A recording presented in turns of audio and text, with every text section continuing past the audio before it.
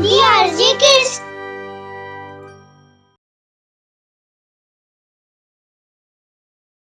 मामी बनी चुड़ैल। रतनपुर नाम का एक गांव था। वहां राधा और मंगल नाम के भाई बहन रहते थे। वे बहुत गरीब थे, पर दोनों में बहुत प्यार था।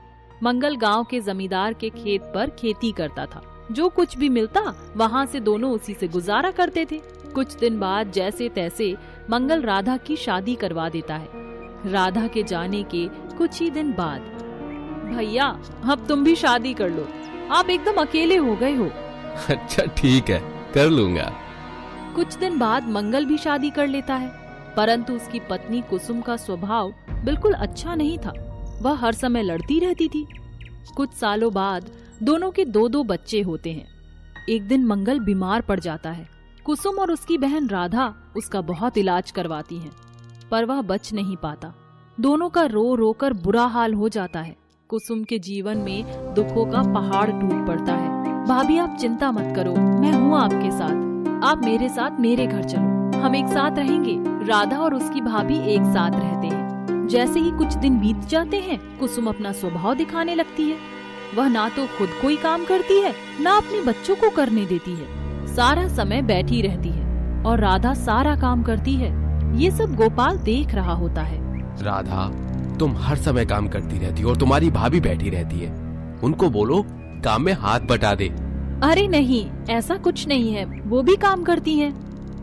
एक दिन राधा अपनी भाभी से पास के बाजार से सब्जी लाने को कहती है। उसकी भाभी रास्ते में अपने आप से बातें करते हुए चल रही थी और तभी अचानक एक ट्रक के नीचे आ जाती है।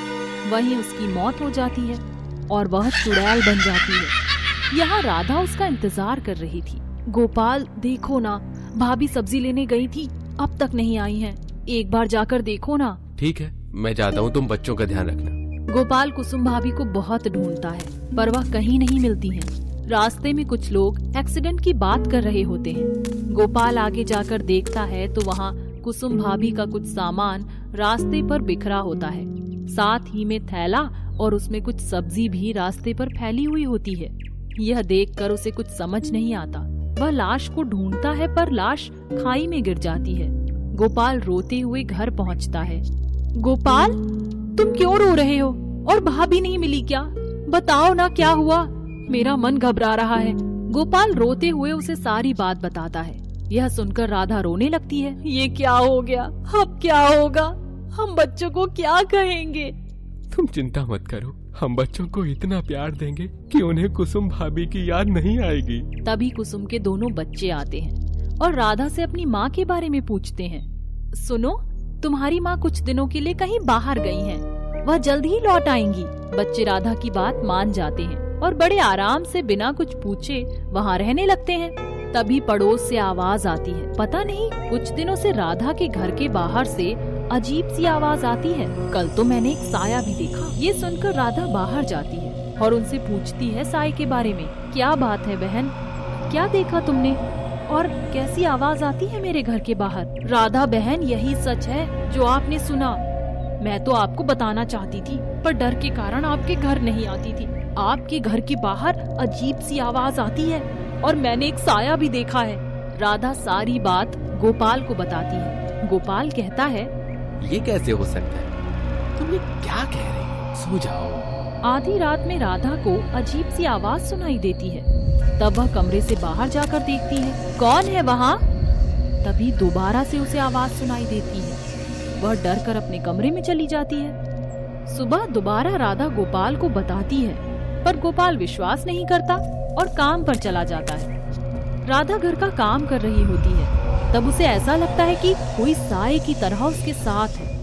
वह मन ही मन में घबरा रही होती है। तभी सारे बर्तन अपनी जगह से अचानक गिरने लगते हैं। वह पड़ोसी को घर में लेकर आती है और दिखाती है, पर वहाँ के सारे बर्तन अपनी जगह पर आ जाते हैं। आइए देखिए भाई साहब, सारे के सारे बर्तन पता नहीं कैसे नीचे गिर गए हैं। पर यहाँ सब तो ठीक ठाक लग रहा है बहन जी। हो सकता है आपको वहम हो गया होगा। घबराइए मत। जाइए और अपना काम कर लीजिए। राधा अपना काम करने लगती है और अब वह साया उसके बच्चों को परेशान करने लगती है। अरे मोनी, मेरा बस्ता कहाँ है? मेरे कपड़े सब कहाँ हैं? मेरा बस्ता भी नहीं मिल रहा है।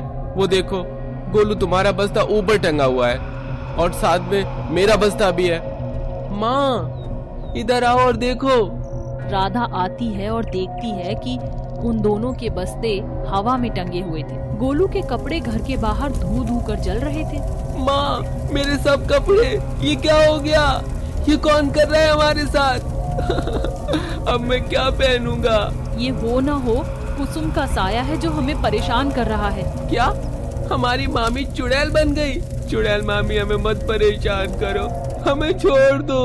हमने तो आपका कुछ नहीं बिगाड़ा है। पिताजी को आने दो, फिर कुछ उपाय निकालते हैं। गोपाल के आते ही राधा उसको सब बता देती है। गोपाल की समझ नहीं आता कुछ भी।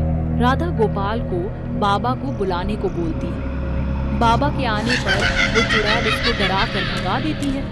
राधा और गोपाल को कुछ आगे सूझता नहीं है। मुझे तो कुछ समझ में नहीं आ रहा कि क्या किया जाए। रुको आज भर, कल सुबह अगल बगल से मालूम करके कुछ समाधान निकालते हैं।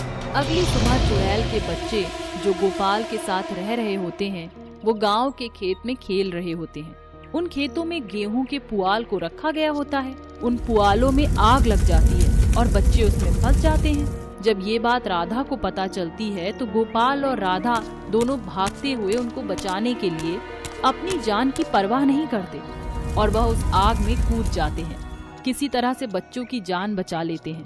ये सब वह चुड़ैल देखती है और उसे अपनी गलती का एहसास होता है। सामने आकर वह दोनों से माफी मांगती है और चली जाती है, ये जानते हुए कि उसके बच्चों का ध्यान ये अपने बच्चों की तरह ही करेंगे।